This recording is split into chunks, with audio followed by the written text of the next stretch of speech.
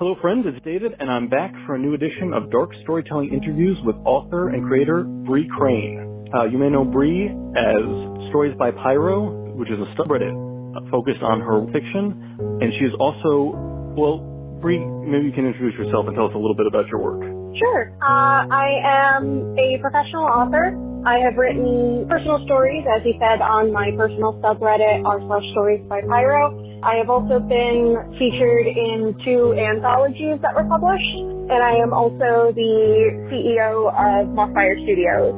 Mothfire Studios. I was going to talk about the scope of that. That was really interesting when I was reviewing. I started Mothfire Studios with my partner, my business partner, to encompass our creative work. We're both authors, and it also encompasses games that we're making. Because in addition to writing horror stories, I also direct games as well. That's fantastic. That's really exciting. Are there any projects that you talk about for the moment, or just things coming up? I understand completely if things are in the works. I definitely have things the same way. Yeah, we're definitely in the early stages of planning, but one of the projects that we're working on and has been advertised a bit so far is our earnest project. It's a series of sci-fi horror stories that take place in an alternate universe. Ah, that's right. Can you say the title one more time? The earnest project.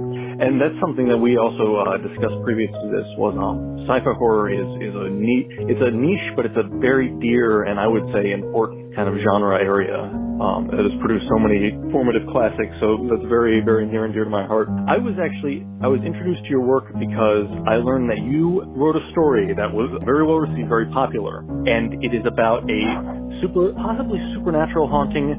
I read this story myself, and it was very complex because it seemed that there were supernatural elements, but also very real anchored elements of, a person's own mind and their mental health, the uncertainty along that border. And then I found out that this story was inspired by real experiences. Can you talk a little bit about that? Yeah, absolutely. So, as you said, there was a lot of the border of, is it real? Is it based on the personal story? And I found that when I was experiencing things, because I lived in this really old house that was built in the early 1800s,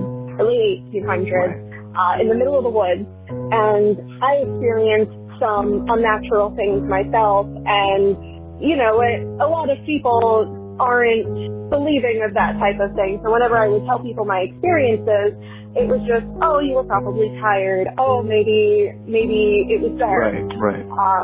So, the kind of, did I see it? Did I not? That kind of border was something that I wanted to delve into with the story, but also include the experiences that I actually had with my house. And, you do capture that perfectly, because that's really as you experience it. And then, as you say, like, where later people make you doubt it. What's one thing that comes to mind if someone comes in maybe open but skeptical, which I'm sure many people do, where they say, like, oh, well, what's one thing that always happens? What's the first thing that you would say? I think the most usually gets people was when I first moved into this house. Like I said, it was built in the late 1800s. It was this like colonial style mansion. When I first moved into it, I got my keys and I was exploring it alone for the first time. I went up to, on the 3rd story, there was this unfinished apartment that was attached to the rest of the house. And I hadn't been up there at all during the viewing process. So I went up there for the first time by myself, and as I'm up there looking around, I felt something hit me in the head so hard that the sunglasses I had sitting on my head shattered in half. Wow. Yeah, and it was an old house, so it had really large, high ceilings. Nothing had fallen. Right. So it was very surreal. That's pretty hard to imagine, what that would be, if not just a force of and you don't have to be more precise than you wish to be, but roughly geographically, not even within the state if you don't want, but what should we imagine when we picture this property? You said colonial in the woods? Yes, it was a 3-story colonial mansion in the middle of the woods in the northeast part of Pennsylvania. I don't live there anymore. But yeah, the closest house was like a mile away. It had 5 acres of woods, and it sat on top of a hill overlooking a lake. Well, that is, I would say, prime location for haunting, both in terms of just old woods and how do you come across a property like that? How does that enter your life even? It was actually a a rental that was listed. The owner had lived there for many, many years with his family, but then he had ended up building his own home and just didn't want to deal with it anymore. So he was looking to hand it over to someone who would take care of the property and kind of just have it and go nuts. Do you feel that makes sense? Do you feel that the owner may have had knowledge of some kind of energy there? I don't know. I mean, he never mentioned anything about it, but most people typically won't, especially if they're trying to offshore a property. Right. But, hey, by the way, it is a bit haunted. Mm-hmm. But I did have like people who would come visit, family in particular.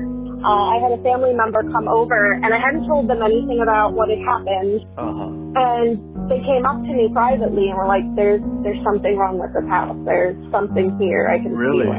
Mm-hmm. So, what was an example that they brought to you in that case? So they had been, I believe it was when I was first giving like the grand tour for my family in the area. It was my aunt had been upstairs. And she came down the stairs and she said she felt like there was someone behind her. And when she turned to look, something shoved her in the back and she like stumbled down the stairs. Wow. Oh, wow. Even down the stairs. You know, this, and I'm no expert, but this seems like very classic poltergeist behavior. I mean, would you agree? Mm-hmm. Is that, yeah, it definitely felt like it wanted to be acknowledged. Like, for example, one of the beats that happened in the story that I wrote about it was the character Kat had been in her office and heard what she thought was rap, and that had actually happened. I was sitting in my living room and I heard something in the wall behind me, and it had been going on for so long. I got really frustrated and asked it to stop, and it got really quiet, and I heard what sounded like a sigh before there was just this intense pounding on the wall. Wow. That's really, so did you get the sense in your story, I got a sense that this entity was malevolent, that it wished harm. Did you feel that yours was more playful? You know, I've heard about like mischievous poltergeists and ones that are more kind of malicious. I think it had its good and bad days. Like some days, for example, like when I was hit and when my aunt was pushed down the stairs, you know, that definitely didn't. Other times where I would just like hear cabinets opening and closing. I would hear footsteps pacing back and forth, and it just sounded like it wanted to be acknowledged more than anything. Right. Wow. And did you ever get a sense of any guesses as to who it might be, what it might be, historically or otherwise? Try looking up the history of the house, but there wasn't much. But I do know that I had seen, like physically seen, and still had other people, like a large, dark figure. So I would assume it was some sort of older person. Interesting. Yeah, and you know, that's very common, especially in the vastness of America's woods, that there's just many old places where the story is not very well documented. But you said a large figure. Would you say like a masculine presence, or would you even say, maybe in poltergeist, I feel sometimes people say it doesn't even seem human. You know, almost too abstract for that. Is there anything else you can say about the specific sense that you got of like what it was? It was definitely large. Like I remember seeing a shape in my hall a couple of times, and it was like the shoulder span was wide enough to almost. Wow, that would be definitely intimidating. I don't know. I would be nervous at some point, and especially kind of apparitions. You would say there was mostly just a shadow? Yeah. Shadow and then noises and actions. Actually, I don't think I've said the title yet. The title of your story is Houses Are Not Haunted, People Are. Would you like to talk about or unpack the meaning of that title? Because I feel that this title specifically, the fans, the people who were reacting, promoting, sharing this story, there was discussion about exactly what that meant. Yeah, so like I had mentioned a little bit at the start, you know, a lot of the disbelief that I was hit with, you know, made it feel like, oh, maybe is this just me? Am I the problem? And not just that, like, I kind of been aware of, I guess, supernatural type things my entire life. Like, I've always lived in really old houses, so, but like my family has always told me, like, that I seem more sensitive to it, and it is possible that like something is latched onto me specifically. So that kind of curiosity of, is it the house? Is it the person? Do we invite things in, or are they already there? Wow, right. So I guess that leads me to wonder, would you say that you maybe met this entity in this mansion in Pennsylvania, and would you say that one is still with you, or? I think like the specific feelings that I got in that house, the hostility that I felt sometimes, I've not felt that anywhere else. Like for example, the house that I lived in prior to that was built in the 1800s as well. It was a very old town that I lived in. And it was an old, like, Victorian house. And in that one, it was definitely a more, like, playful presence that I have definitely felt on multiple occasions. Interesting, in that, like, the things that would happen there were much less harmful and more annoying, I guess. Like, I would go upstairs, come back downstairs, and all the cabinets would be open. Or the garbage can would be on the opposite side of the kitchen. Wow, okay. But it was never anything like openly hostile elsewhere. Right, no shoving or no shoving or lurking or anything like that. Wow, that's really incredible. You know, I studied the Amityville horror and so many. I'm not sure about your opinions on that case, but really have always been fascinated by the concept. What do you think? What kind of energy? What do you think causes a recognizable spirit like that to stick around? And like you say, what do you have any theories on what causes that attraction to a person or a place?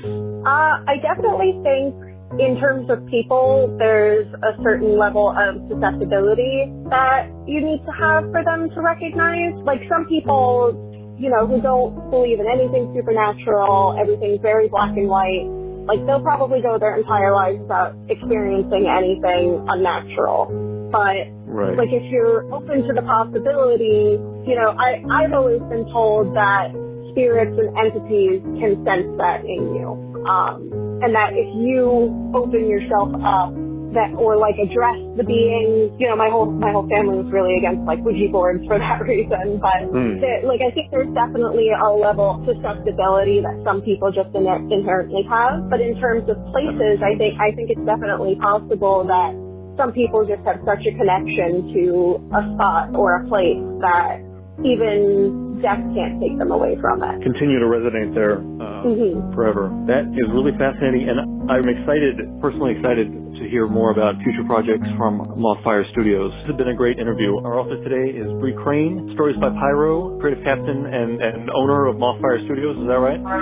Yeah. Anything else you'd like to plug coming up, or where people can find you?